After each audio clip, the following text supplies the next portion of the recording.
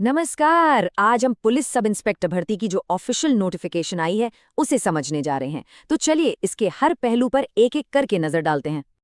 सबसे पहले बात करते हैं उस नंबर की जो सबसे ज्यादा मायने रखता है, 1799। जी हाँ, पुलिस सब इंस्पेक्टर बनने के लिए ये एक बहुत बहुत बड़ा अवसर है।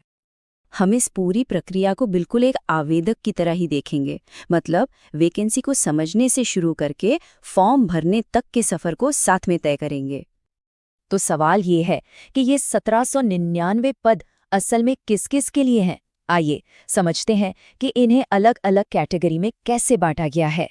यहाँ चार्ट पर नजर डालें तो साफ दिखता है कि वैकेंसीज का एक बहुत बड़ा हिस्सा, लगभग आधा, अनारक्षित श्रेणी के लिए है। उसके बाद अत्यंत पिछड़ा वर्ग और पिछड़ा वर्ग के लिए भी अच्छी खासी संख्या में पद हैं।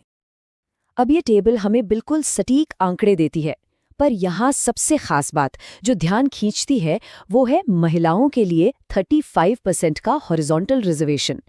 इसका मतलब है कि कुल 614 पद सिर्फ महिला उम्मीदवारों के लिए आरक्षित हैं। ये वाकई एक बड़ा मौका है।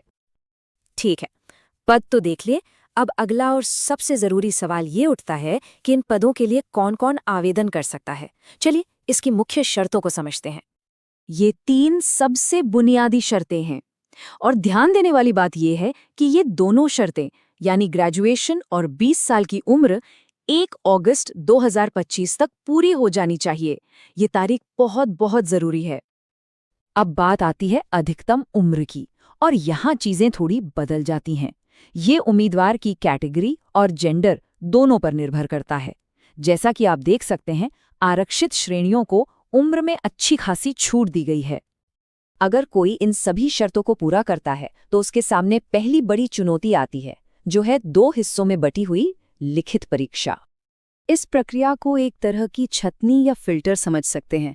पहला पड़ाव है प्रीलिम्स, जिसे बस पास करना है। जो इसे पास करेंगे उनमें से टॉप उम्मीदवारों को मुख्य परीक्षा के लिए चुना जाएगा, और यही मुख्य परीक्षा है जो तय करेगी कि मेरिट में कौन कहाँ होगा। अब देखिए, पहली नज़र में दोनों एग्जाम का स्ट्रक्चर एक जैसा लग सकता है। 100 सवाल, 200 नंबर और नेगेटिव मार्किंग भी एक जैसी। लेकिन असली फर्क है इनके सब्जेक्ट्स में। मुख्य परीक्षा का सिलेबस कहीं ज्यादा बड़ा और गहरा है। तो इसका मतलब साफ है, प्रीलिम्स और हिंदी का पेपर ये सिर्फ क्वालिफाइंग है। असल खेल तो मेन एग्जाम के पेपर 2 का है। रैंक इसी एक पेपर के नंबरों से बनेगी। और हाँ, मेरिट लिस्ट में जगह बनाने के लिए भी एक न्यूनतम स्कोर जरूरी है। अलग अलग कैटेगरी के लिए ये कट ऑफ अलग अलग रखा गया है। लिखित परीक्षा में सफल होने के बाद लड़ाई दिमाग से निकलकर शरीर पर आ जाती है। अगला चरण है फिजिकल टेस्ट, और ये एक पास या फेल वाली चुनौती है। इसमें कोई बीच का रास्ता नहीं है। ये वो शारीरिक मानक हैं जिनमें कोई समझौता नहीं होता। हर कैटेगरी के लिए न्यूनतम ऊंचाई और सीने का माप पहले से तय है, और इसे हर हाल में पूरा करना ही होगा। ऊंचाई के साथ साथ महिला और ट्रांसजेंडर उम्मीदवारों के लिए एक और शर्त है, वो है वजन की। उनका वजन कम से कम 48 किलो होना जरूरी है। मानक पूरे होने पर असली टेस्ट शुरू होता है, इन 5 इवेंट्स के साथ। और यहाँ एक बात साफ है, हर एक इवेंट को पास करना जरूरी है। किसी एक में भी फेल होने का मतलब है पूरी प्रक्रिया से बाहर हो जाना। तो लिखित परीक्षा हो गई, फिजिकल टेस्ट भी हो गया। अब देखते हैं कि आखिरी पड़ाव में क्या होता है और चयन कैसे पक्का होता है। तो चलिए एक बार फिर साफ कर देते हैं।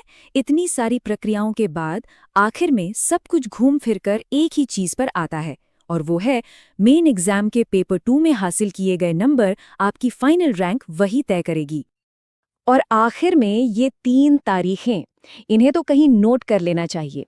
पात्रता से लेकर आवेदन करने की आखिरी तारीख तक सब कुछ इन्हीं डेट्स पर ही निर्भर करेगा। तो पूरा रोड मैप अब सामने है, हर पड़ाव की जानकारी मौजूद है। अब सवाल सिर्फ एक ही बचता है, जो हर उम्मीदवार को खुद से पूछना है।